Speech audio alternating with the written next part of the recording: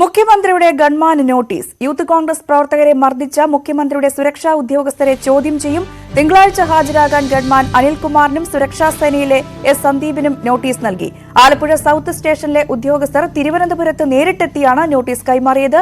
വിവരങ്ങളുമായി ശരണ്യ സ്നേഹജൻ ചേർന്നു. ശരണ്യ, ഈ നവകേരള സദസ്സുമായി ബന്ധപ്പെട്ട് നോക്കുമ്പോൾ ഏറ്റവും വിവാദമായ ഒരു വിഷയമായിരുന്നു മുഖ്യമന്ത്രിയുടെ ഗൺമാൻ യൂത്ത് കോൺഗ്രസ് പ്രവർത്തകരെ മർദ്ദിച്ചതും പിറ്റേ ദിവസമുള്ള മുഖ്യമന്ത്രിയുടെ ന്യായീകരണവും.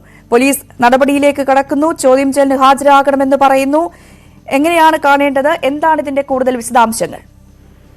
രഞ്ജിനി, നവകേരള സദസ്സുമായി ബന്ധപ്പെട്ട് ഏറ്റവും അധികം വിവാദങ്ങളിലേക്ക് നീങ്ങിയ സംഭവമായിരുന്നു ആലപ്പുഴയിൽ നവകേരള സദസ്സിന്റെ ബസ് കടന്നു പോകുന്ന വഴിയിൽ പ്രതിഷേധിച്ച് യൂത്ത് കോൺഗ്രസ് പ്രവർത്തകർക്ക് നേരെയുള്ള മർദ്ദനം.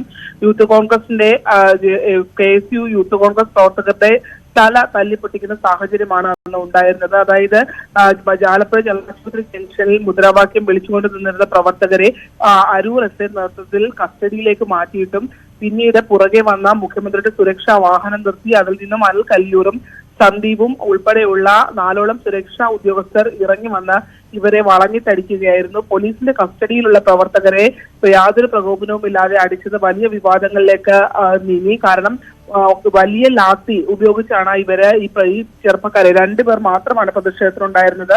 ഇവരെ മർദ്ദിച്ചത്. ഇവരുടെ ആക്രമണത്തിൽ KSU പ്രവർത്തകന്റെ തല പൊട്ടുകയും ഒപ്പം തന്നെ മറ്റൊരാളുടെ കൈ ഒടിയുകയും ചെയ്തിട്ടുണ്ടായിരുന്നു. പോലീസിനും അടിയേറ്റിരുന്നു. ഈ സംഭവം വിവാദമായ ശേഷവും സംബന്ധിച്ച് ആ ദൃശ്യങ്ങൾ കണ്ടിട്ടുണ്ടോ എന്നുള്ള ചോദ്യത്തിന് അത് ഇല്ല എന്നും ഈ സംഭവത്തെ കുറിച്ച് യാതൊരു ധാരണയും തനിക്കില്ല എന്നുള്ള രീതിയിലുമാണ് മുഖ്യമന്ത്രി ന്യായീകരിച്ചത്. അത് ആ സദസ്സിന്റെ അവസാന ഘട്ടം വരെയും മുഖ്യമന്ത്രി അതേ നിലപാട് തന്നെ തുടർന്നു പോവുകയായിരുന്നു. എന്നാൽ ഈ സംഭവത്തിനകത്ത് കോടതിയാണ് പിന്നീട് ഈ പ്രവർത്തകർക്ക് വേണ്ടി നീതിപൂർവമായ ഒരു ഇടപെടൽ നടത്തിയത്. കാരണം ആലപ്പുഴ കോടതി, അതായത് ആലപ്പുഴ സൗത്ത് പോലീസ് സ്റ്റേഷനിലും ആലപ്പുഴ SP യെയും ഈ സംഭവവുമായി ബന്ധപ്പെട്ട് അന്യായമായി മർദ്ദിച്ചത് കേസെടുക്കണമെന്ന് ആവശ്യപ്പെട്ടുകൊണ്ട് ഈ പ്രവർത്തകർ സമീപിച്ചെങ്കിലും അതിൽ നടപടി ഉണ്ടായില്ല. പിന്നീട് കോടതി ഇടപെട്ടാണ് ഈ അനിൽ കല്ലിയൂർ, അതായത് മുഖ്യമന്ത്രിയുടെ ഗൺമാനും ഒപ്പം സുരക്ഷാ ഉദ്യോഗസ്ഥനായ സന്ദീപും കണ്ടാലറിയാവുന്ന 3 സുരക്ഷാ ഉദ്യോഗസ്ഥരും ഇവർക്കെതിരെ കേസെടുക്കാനായുള്ള നിർദ്ദേശം കൊടുക്കുകയും ആയുധം കയ്യിൽ വെക്കൽ ഒപ്പം തന്നെ ആക്രമിക്കുക, പൊതുനിരത്തിൽ അസഭ്യം വിളിക്കുക തുടങ്ങിയ വകുപ്പുകൾ പ്രകാരമാണ് കേസ് രജിസ്റ്റർ ചെയ്തിട്ടുള്ളത്. ജാമ്യം കിട്ടുന്ന വകുപ്പ്, സ്റ്റേഷൻ ജാമ്യം കിട്ടുന്ന വകുപ്പുകളാണെങ്കിലും കുറ്റം തെളിഞ്ഞാൽ 7 വർഷം വരെ തടവിൽ എത്തിക്കാവുന്ന കേസാണ്.